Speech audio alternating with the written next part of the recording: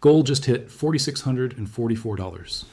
Silver is at $91.67. And if you're on financial Twitter right now, everyone is celebrating. Everyone thinks they're about to get rich. Everyone believes this is the start of the greatest bull market in precious metals history. But let me tell you something that's going to make you very uncomfortable. Something that nobody else has the courage to say. You are not going to get rich. In fact, you are about to get much, much poorer. Gold is going to $10,000. Silver is going to $200. And when it happens, your purchasing power will be destroyed. Your wealth will evaporate. And you will look at your bank account with bigger numbers and realize you can't afford the same things you could afford today. This is not a bull market. This is a currency collapse.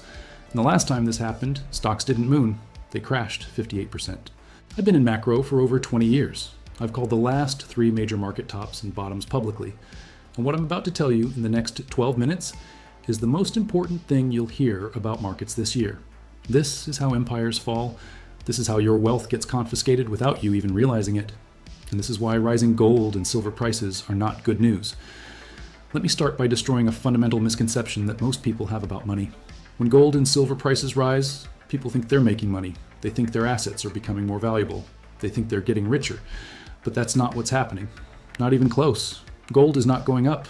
Gold is the same. 1 ounce of gold today is the same 1 ounce of gold it was 100 years ago. It has the same weight, the same properties, the same elemental composition. What's changing is the denominator. The dollar is collapsing. When gold goes from $2,000 to $4,000 to $10,000, that's not gold appreciating. That's the dollar depreciating. That's your currency losing purchasing power. That's your government printing money so aggressively that the monetary unit itself is becoming worthless. Here's the brutal truth.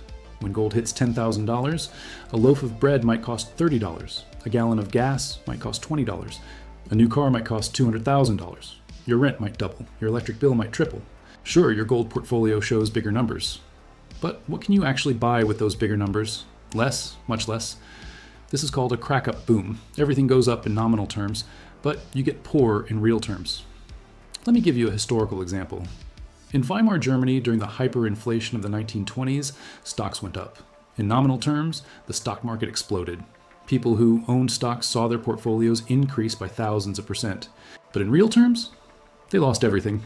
Because the currency was collapsing faster than stocks were rising. A stock that went from 100 marks to 10,000 marks sounds amazing. Until you realize that a loaf of bread went from 1 mark to 200 billion marks. The same thing happened in Zimbabwe in the 2000s. Stocks went up, gold went up in local currency terms. People thought they were getting rich. They weren't. They were getting destroyed.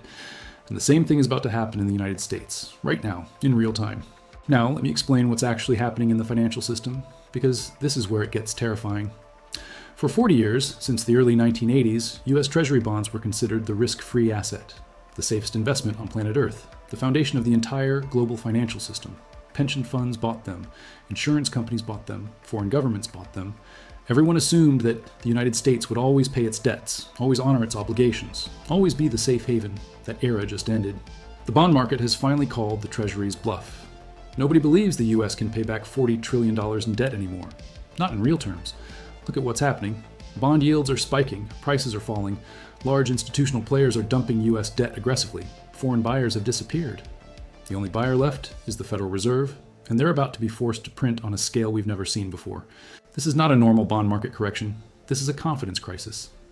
When the world loses faith in your debt, when creditors stop believing you can repay them, the entire system breaks down. And here's the mechanism that sends gold to 10,000 and silver to 200. Yield curve control. Here's how it works. Yields spike because nobody wants to buy bonds. The Treasury can't fund the government at these interest rates. The system is about to freeze, so the Federal Reserve steps in and announces they will buy unlimited quantities of Treasury bonds to keep yields suppressed. That's yield curve control. The Fed becomes the buyer of last resort. They print money and buy their own government's debt. And that printed money? That's the gasoline that ignites the currency collapse. That's what sends gold vertical. That's what destroys the dollar's purchasing power. We saw a preview of this in 2020 during COVID. The Fed printed $5 trillion in months. What happened? Stocks went up. Real estate went up. Gold went from 1,500 to 2,000. Everything inflated. But this time is different. This time it's not a temporary emergency response. This time it's permanent. This time the debt is so large and the interest burden is so massive that they can never stop printing. The US government is paying over $1.2 trillion per year just in interest on the debt. That's more than the defense budget. And as yields rise, that number explodes higher. They have two choices: default or print. And governments never choose default. They always choose to print. They always choose to destroy the currency rather than admit insolvency. So what happens next? Let me walk you through the stages of a crack-up boom, because once you understand this, you'll see exactly why rising gold prices are not bullish. Stage 1. Monetary expansion accelerates. The Fed implements yield curve control. They print trillions. The money supply explodes. Liquidity floods the system. Stage 2. Asset prices rise across the board. Stocks go up, real estate goes up, gold and silver go parabolic, Bitcoin surges. Everything measured in dollars appears to be increasing in value. Stage 3. The public celebrates. Financial media declares a new bull market. Retail investors pile in. Everyone thinks they're getting rich. FOMO drives prices even higher. Stage 4. The psychology shifts. Smart money realizes this isn't appreciation, it's depreciation. People start to understand that the dollar is dying. The velocity of money increases. People stop holding cash.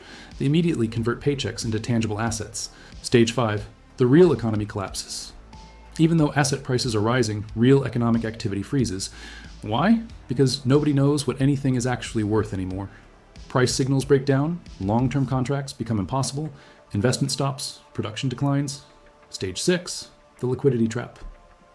Real estate prices stay high on paper, but nobody can get a mortgage because rates are too high or lending standards tighten. Stocks are expensive, but nobody wants to sell because they don't trust cash. Everything is frozen. Liquidity vanishes. Stage 7. Taxation destroys you.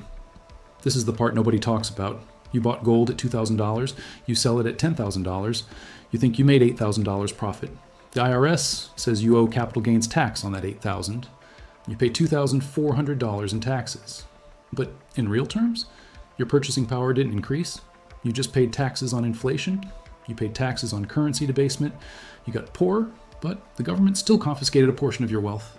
This is financial repression. This is how governments rob their citizens without admitting it. They inflate the currency, force you into assets to protect yourself, then tax you on the nominal gains that aren't real gains at all. Stage 8, the reset. Eventually, the system can't function anymore. Commerce breaks down. The currency becomes so unreliable that people demand a new system. That's when governments introduce a new currency, often digital, often with wealth confiscation built in. They'll tell you it's for your safety, for stability, for the greater good. But what it really is, it's a way to reset the debt and devalue everyone's savings simultaneously. This is not conspiracy theory. This is history. It has happened dozens of times in the past century alone. Argentina, Venezuela, Zimbabwe, Weimar Germany, Yugoslavia, and now the United States.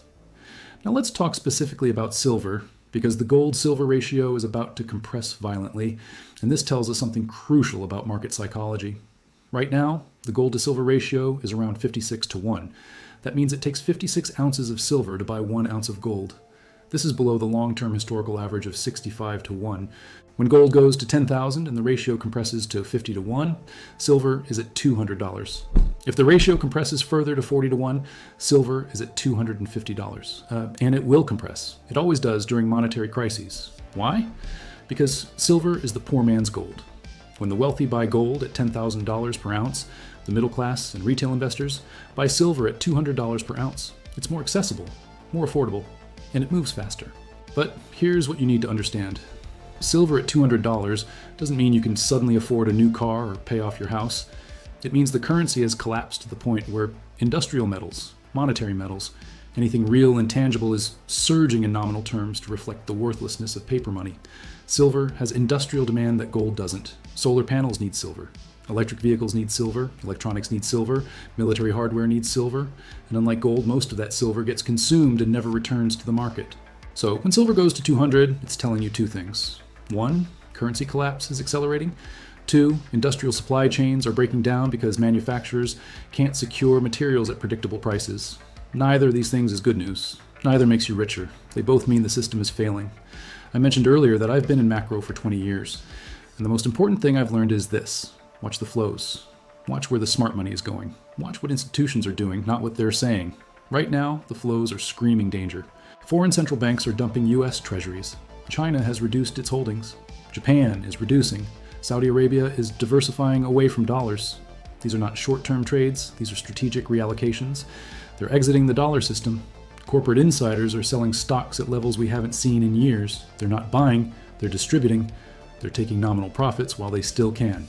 Institutional money is moving into gold, silver, and real assets, not because they think these assets will make them rich, but because they're looking for an exit. They're looking for something that will preserve value when the currency collapses. The goal is not profit. The goal is survival. When you see billionaires buying farmland, that's not about farming. That's about owning tangible real estate that produces food when the monetary system breaks. When you see sovereign wealth funds buying gold by the ton, that's not speculation. That's preparation. When you see the US Mint suspending silver sales because they can't price products fast enough, that's not bullish. That's a warning that the paper price is disconnected from physical reality. The flows are telling you that the largest, most sophisticated players in the world are preparing for a monetary reset. They're positioning for a world where dollars are worth significantly less, where wealth is measured in tangible assets, not paper promises. And if you're not paying attention to these flows, if you're just looking at price charts and thinking you're going to get rich when gold hits 10,000, you're going to be blindsided by what comes next. Let me finish with the uncomfortable truth that nobody wants to hear. You're not going to become a millionaire from gold and silver, or rather, you might become a millionaire. But it won't mean what you think it means. Today, to live a truly wealthy lifestyle in the United States, you need about $3 million in assets. That's what it takes to be considered rich, to have financial independence, to live without worry. When gold hits 10,000 and silver hits 200, that number doesn't stay at 3 million. It goes to 10 million. 20 million, 50 million, because the currency is collapsing, because prices for everything are rising, because the value of the dollar is being destroyed. So yes, your gold portfolio might be worth $1 million in nominal terms, but that $1 million will have the purchasing power of what $300,000 has today. You're not richer, you're poorer. You just don't realize it yet because the numbers are bigger. This is the cruelest trick governments play. They inflate the currency so you feel wealthy. You see your assets rise, you see your net worth increase, you think you're winning, but you're losing. You're being robbed in slow motion. And by the time you figure it out, it's too late. The financial system as we know it is ending, not tomorrow, not in a dramatic collapse where everything goes to zero overnight, but slowly, systematically, through inflation, through monetary debasement, through the destruction of purchasing power. Gold to 10,000 and silver to 200 are not price targets to celebrate. They're symptoms of a dying currency. They're warnings that the system is breaking down. They're signals that your government has mismanaged the economy so badly that the only solution is to print money and hope nobody notices. But you're noticing now. And if you understand what I've just explained, you know that the goal is not to make money. The goal is to preserve wealth. The goal is to hold real assets. The goal is to survive the transition to whatever comes next. Because what comes next will not be pretty. It will not be a smooth ride to prosperity. It will be painful. It will be chaotic. And those who don't understand what's really happening will be the ones who suffer most. Gold to 10,000, silver to 200. And you, unless you understand this, will be much poorer than you are today. The choice is yours. Understand the game, protect yourself, and stop celebrating currency collapse as if it's good news, because it's not.